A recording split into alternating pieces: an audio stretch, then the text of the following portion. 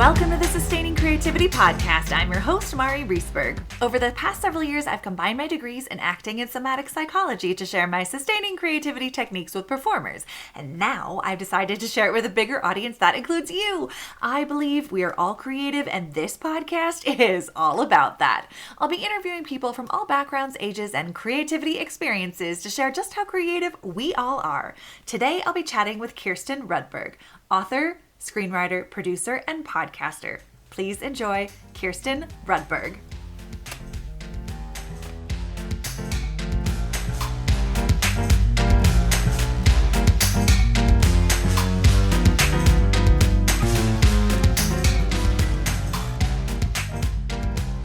Welcome to the Sustaining Creativity Podcast. Today, I'm here with Kirsten Rudberg. I can't wait to chat all about creativity. Kirsten, welcome to the show. Thanks for having me. And I think it's made all the sweeter because we've been trying to do this for like a year and a half. I know. And we finally did it. We're here. Yes. I'm proud of both of us. Me too. Well, now that you've made it to the podcast, why don't you take a couple of minutes and let our listeners know a little bit more about who you are and what it is you do? Yeah, absolutely. Well, I always tell this funny story in seminary where when I entered to get my Master's of Divinity, they gave me a 700 question personality test, which was 4 different tests. And at the end, the gentleman came back and he said, "Oh, you're an artist." And I was like, I choked on my tea and I said, "What? What?"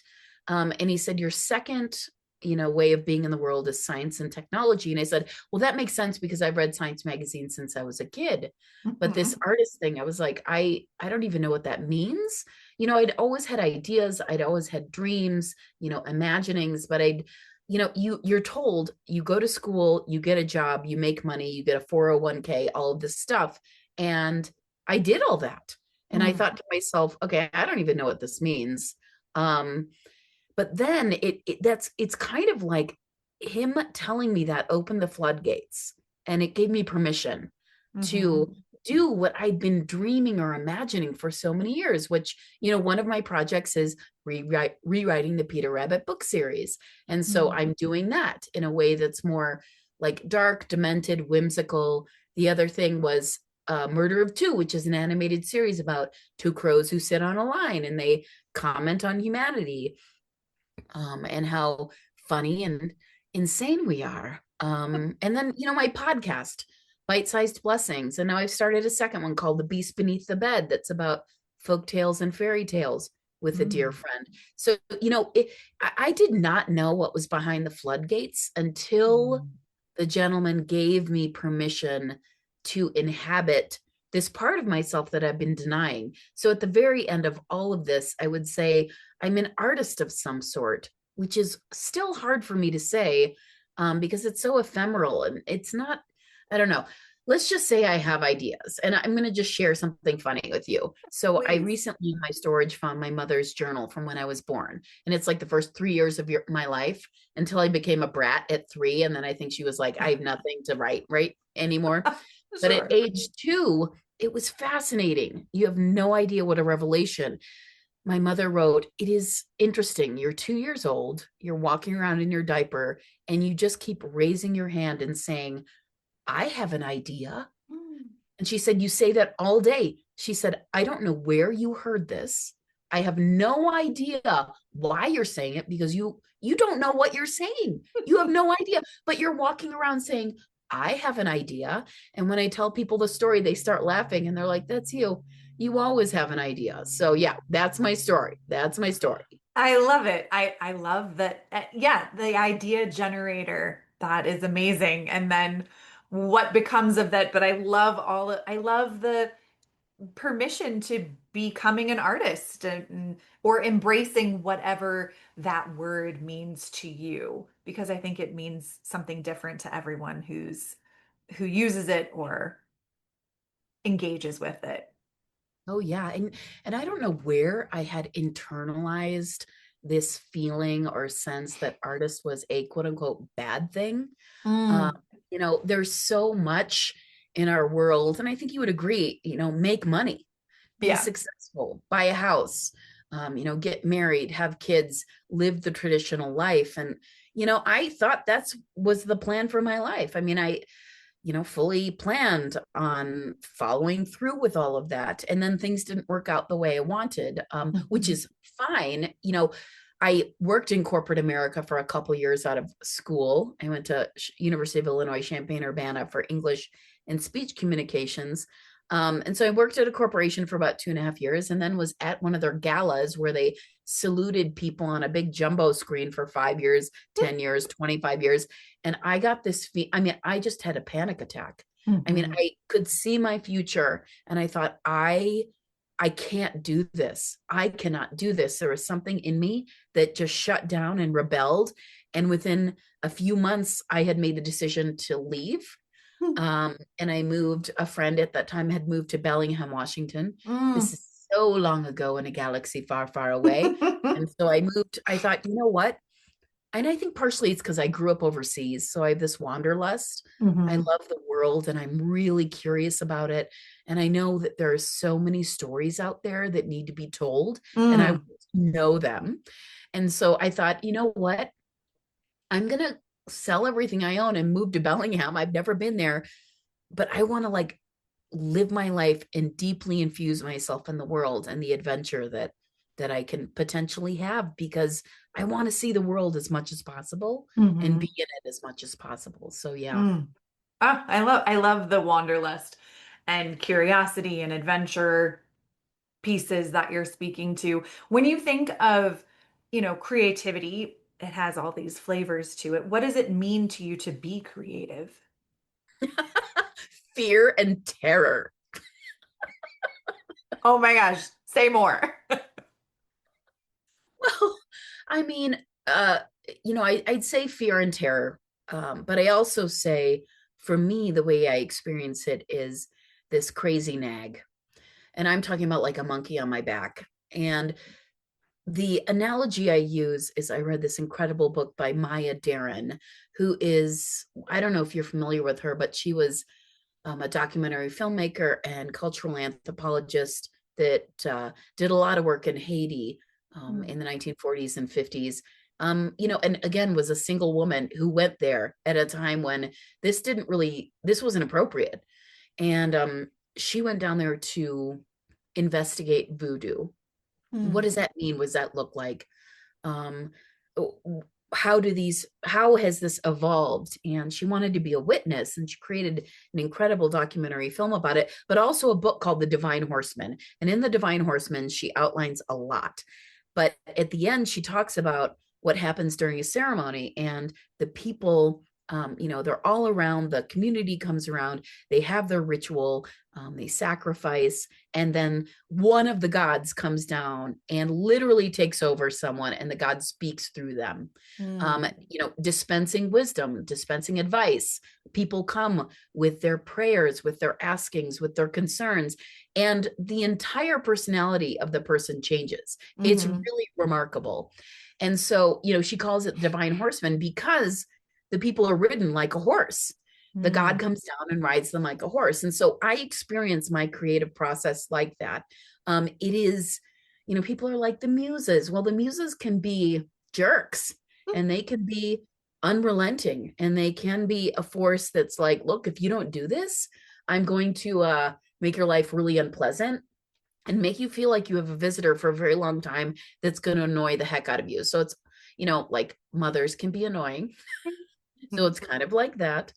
So I experience my creative kind of process is, I experience as something, an idea, a concept that wants to come through me. And it's not me, kind of. Mm. It's something else that is like, here's this idea. It needs to be in the world, put it out there. And I'm not saying that I'm a channeler, I'm anything. It's just I experience this intense, I wouldn't say aggression, but like imperative to get these Mhm. things out. So it's not really a pleasant experience for me. For example, when I wrote, I don't know, the first season of Murder of Two, um, what's interesting is my process is I will um, have the idea, and then I'll just think, okay, I'm going to dream about this or think about it for several weeks. And Mm. so then one morning I'll feel this you have to sit down, you have to get it out, and I'll write 3 episodes and they'll come out fully formed. But that's Mm-hmm. because my unconscious has been working on them. Now, Mm-hmm. the fear and terror is because you're putting yourself out there and you think, what am I thinking? How dare I? Mm-hmm. How are people going to receive this? They're going to have a little peek into my demented mind. And do I want that? But you put it out there because you have to. There is no other choice. Does that make any sense?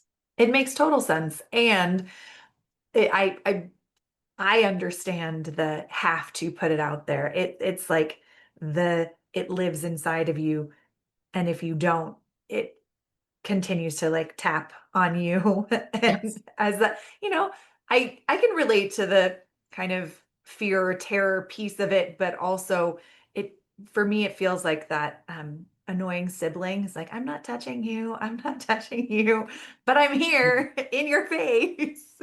Yes. That Exactly. Yes. yeah. Oh my goodness. Well, for people who have more that sense of like, I don't know, the maybe the self-consciousness or fear or worry of what happens when I put this out there. How would you support them or what would you encourage them to do when they have an idea? Yeah. So, I mean, I had so many ideas living in me for decades. And, I knew the good ones were the ones that stuck around. So no Mm-hmm. matter how much you denied them or ignored them, Mm-hmm. you're reminding me of the long car rides where we'd be in the back of my dad's Ford Granada, which has like no air conditioning in the summer when I was growing up. And Mm-hmm. all 3 of us were in the back. And the seats were leather and everything was sticky. And my sister's like, I'm touching you, but I'm not touching you. So Mm-hmm. that's like the perfect analogy. Thank you. That annoying sibling. Um, so the ideas that really, I don't know, had staying power, I guess you could say, they stick around. And so no matter how much you deny them or you ignore them, they'll kind of, maybe hide around a corner and come peeking back later. Mm-hmm. And so I think those are the ones with legs. Those are the ones you should pay attention to. And guess what? You don't have to put your stuff out. You could like let's say you write a 10 episode screenplay, show, episodic, and you could write it, edit it, dial it in, edit it some more, and then put it away. And you can just know that you finished it. And there's Mm-hmm. something really powerful about finishing something because, and I've Mm-hmm. said this so many times, and you know this, Mm-hmm. out of 100 people who start something, less than 5 finish. They just Yeah. don't. And I saw that. I took a screenwriting course at Second City in Chicago online. I think there were 10 of us at the beginning. I took 2 of them. By week, at least 4 or 5, I was the only person that finished out the class. I was the only Wow. person. So I effectively got one-on-one time with the teacher. Everyone else quit. They all gave up and quit. And I thought, okay, this is what's important. Be a finisher.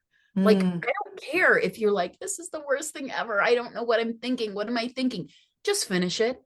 Just Mm-hmm. finish it and then put it away and then go Mm-hmm. on to the next idea because who knows, maybe in a year or 2 years you can come back and be like, oh, maybe I can shift this or change this in some way, and it'll bring even more brilliance to your creation. And then Mm. maybe at that time you'll feel like, okay, I can put myself out there. I feel more brave about this. um, Mm-hmm.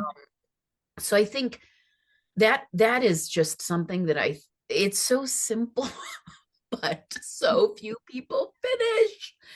And it's, and life gets in the way, right? I mean, Yeah. we're not gonna, life is hard, it's challenging, it's emotional, it's mentally hard at times. And so it's okay to start something and put it away and then come back to it 6 months later or a year Mm. later, but just Mm-hmm. always have the conviction and drive to finish it. Um, Mm. and be okay with how sloppy and maybe messy the process is going to be. Because if it's really calling you to Mm-hmm. finish, I personally love playing in the slop because, I've always been a kid who loves to play in the mud, and I played mud volleyball. I raced cyclocross in the mud in Portland in the fall. I am a fan of those spaces because Mm. they allow you to be a kid again. and they Yeah. allow you to just be silly and fun and irreverent and goofy and covered in mud. And that's what the creative process is like. It should be fun for you. It should be Mm, a place where you can play, where your spirit delights. It mm. should, of course, there are going to be moments when you're like, this is like slogging through the swamp of sadness from Never Ending Story, but mostly it should be fun and play and a place where you can retreat to have a respite from the world. So yeah. Mm. Thank you for breaking it down and reminding us that it's okay to have fun in the mud, because I think we forget that sometimes. I'm so curious, having a master's of divinity, how does that, well, first of all, how did you decide you wanted to step into that world? And then how does that show up in your creative life these days? Right. So that's a big question. So I will summarize it. So I grew up all over the world, traveled all over the world because of my father's job until I was about 10 or 11 years old. Then came back to the States, but I mean, lived in Pakistan for 4 years. So I think you can imagine what I was Mm-hmm. exposed to: the food, the architecture, the art, the stories, Yeah. way of being of people in those worlds. And so that, of course, I think ignited an unstoppable thirst to see the world and meet as many people as possible because I believe in people. I Mm-hmm. believe in their kindness, their goodness, the nature of their being of wanting to bring beauty to the world. So I blame my parents for a lot of what has happened since then. And so as a consequence, I've been in love with folk tales, fairy tales, Mm, everything from all over the world my whole life. I collect books on them, I read them because inside them you can get a glimpse into the psyches and the time mm, periods where people have come from. Um, the seminary that I went to is very liberal. It's Methodist run. There were 33 of us in the class. Three of us were panentheists. And what that mm, means is that we believe everything is conscious and sacred and has something to tell us, that we can have conversations with the living world around us. Um, I decided to go because, I mean, this is just one reason I decided to go, but I was in Chicago driving around visiting my parents, and on NPR, there was a conversation between a rabbi, a Catholic priest, and an Anglican bishop. And I got this feeling I was so angry and jealous mm, that I wasn't part of that conversation. And a few days later, I thought, Kirsten, that's a sign maybe about something where you want to contribute, a place that mm, you want to inhabit or maybe understand. I also was dating a Catholic man who had a bookshelf, and a ton of the books are about Catholic mystics and mm. mysticism and magic and miracles. And, I'm a sucker for that stuff. I am a sucker. And so you marry that NPR story with this bookshelf. And I thought, wow, these are places, these mystical experiences, these kind of stories these saints are telling. I want to know more about that. And I felt this compelling call to investigate seminary.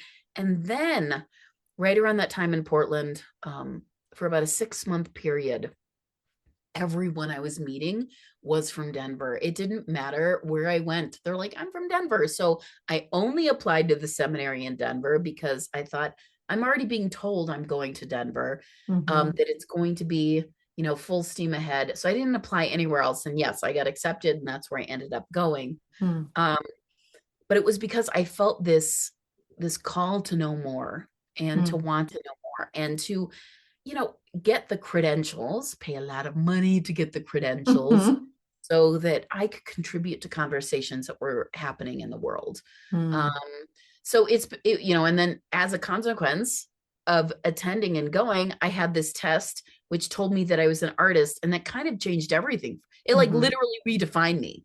mhm, It allowed me to know this place that existed within me that I had been squashing down and silencing for so long, mm, because it wasn't appropriate. mm, My family isn't a horrible family. They're very nice, but it is that typical story. Go to mhm, college, get a job, blah, blah, blah, blah. Because I decided to go to seminary, it allowed me to inhabit me, mm, who I really am. Mm-hmm.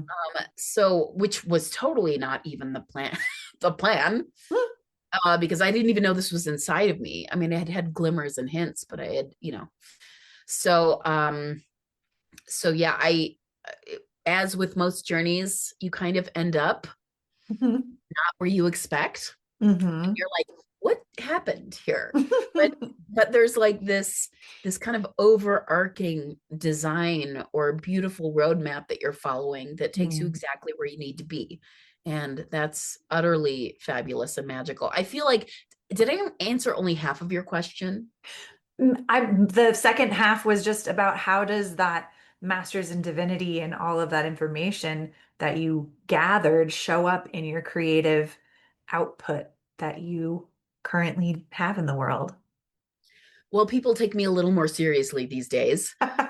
Yes. I think that for a lot of people, I mean, I went to a homecoming game at Champaign-Urbana with a bunch of girlfriends, and they're like, you know what?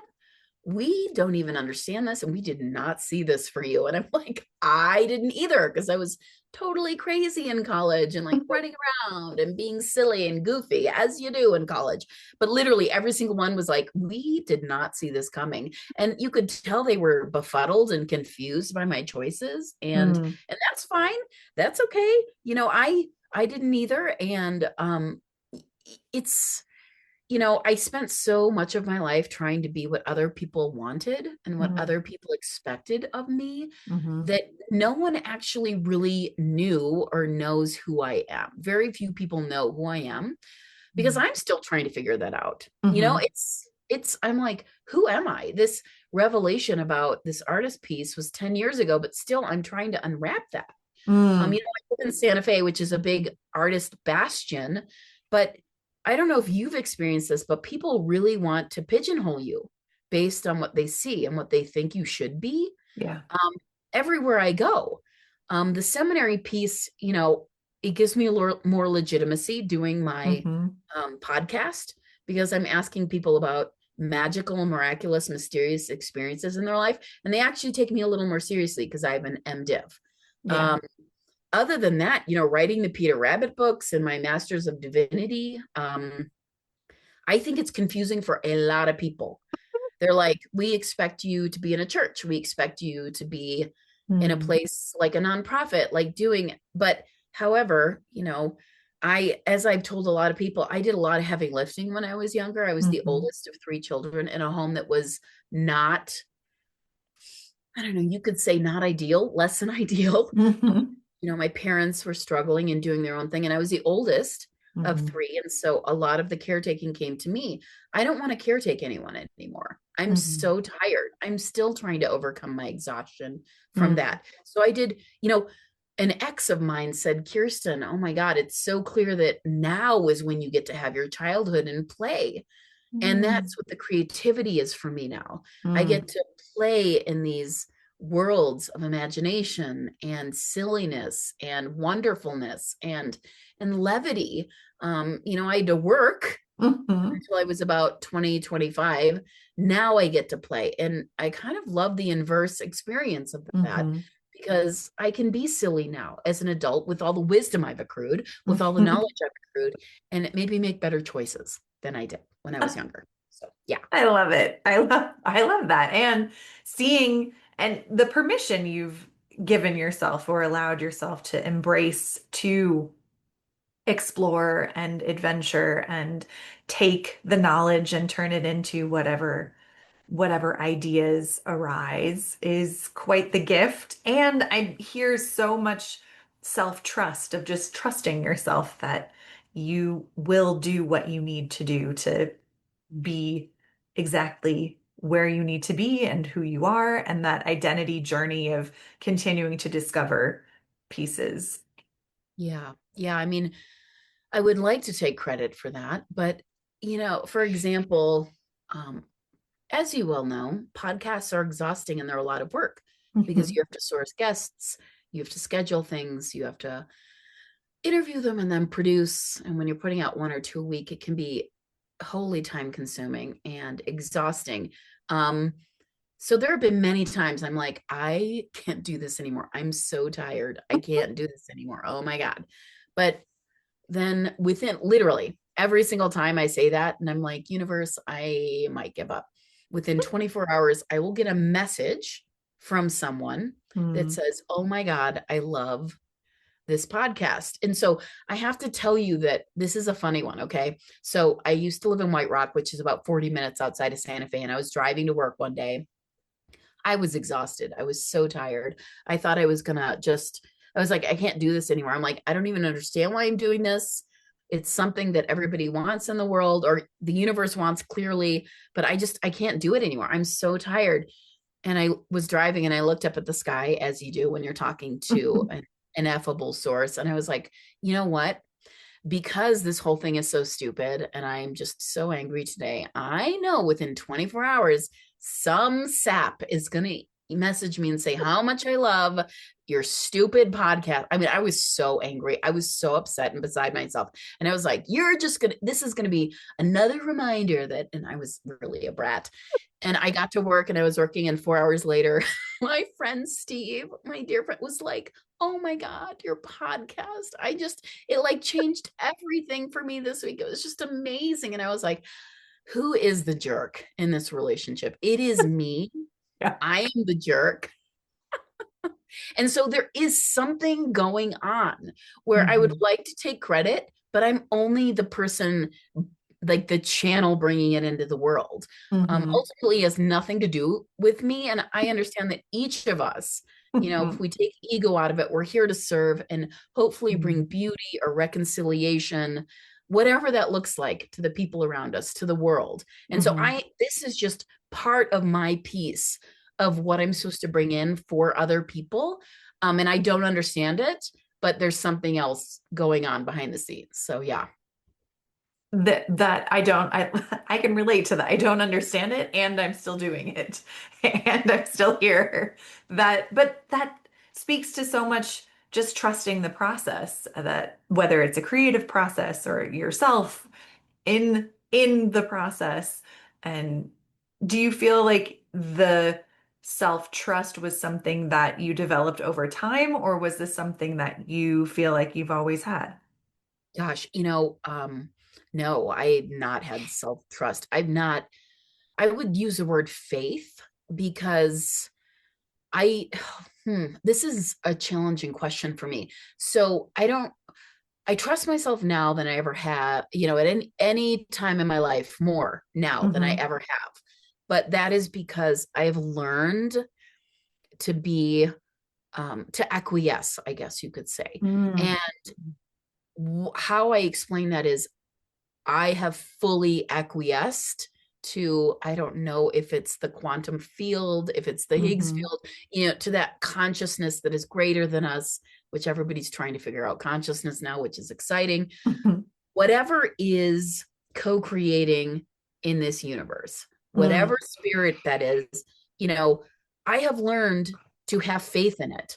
Mm-hmm. I don't know necessarily it's that I trust myself. I just Mm. know that when I get a feeling or a sensation that's like, hey, bring this out, hey, do this, I show up and I follow up Mhm. and I say, all right, this needs to happen. And I don't know why, but I fully committed to having faith in Mm. that energy versus trust in myself. Does that make any sense? Absolutely. Yeah, it Okay. totally does.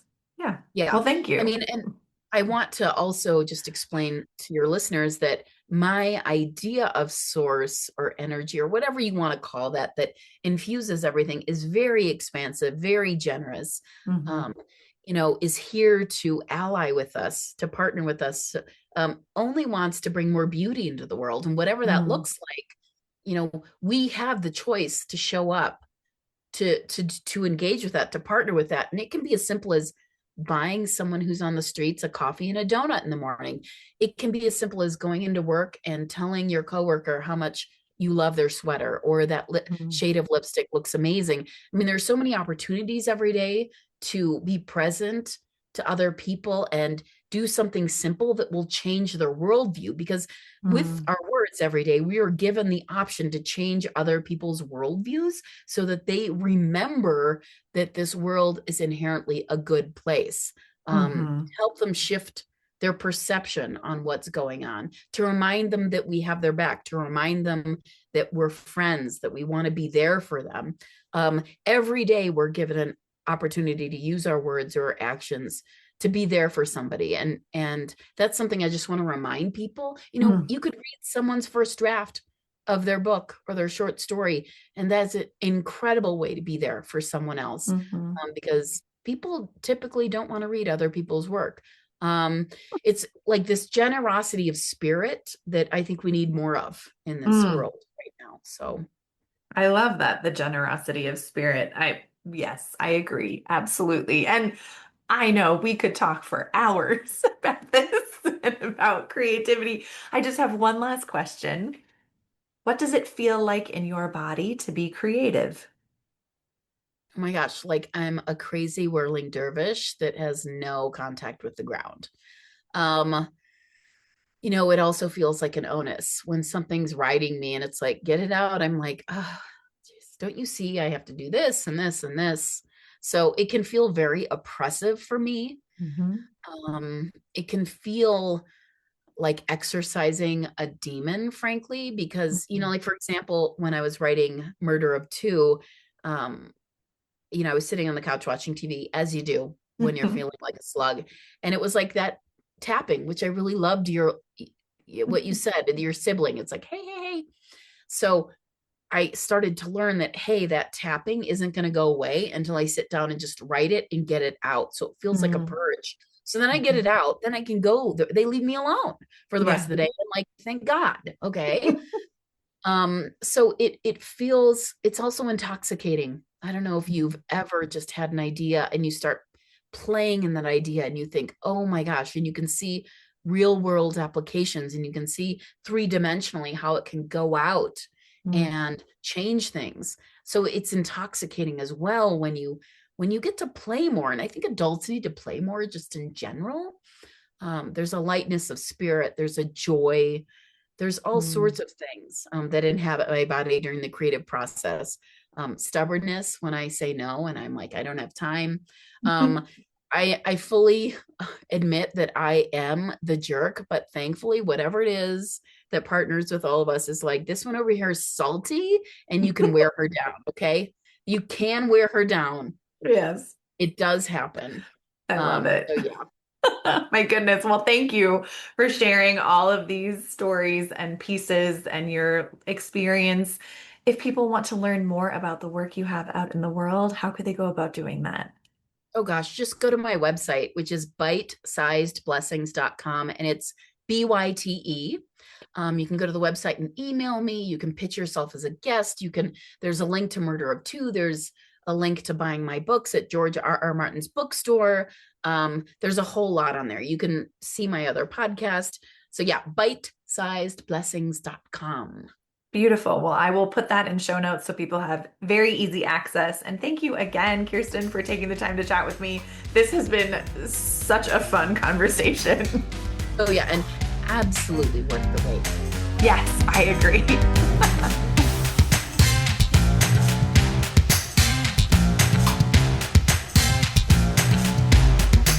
Thanks for listening to the Sustaining Creativity Podcast. We'd love to keep in touch, so follow us on Facebook and Instagram. We are at Sustaining Creativity. Make sure to subscribe to the podcast wherever you listen to podcasts. Tag your friends and family so they can listen too.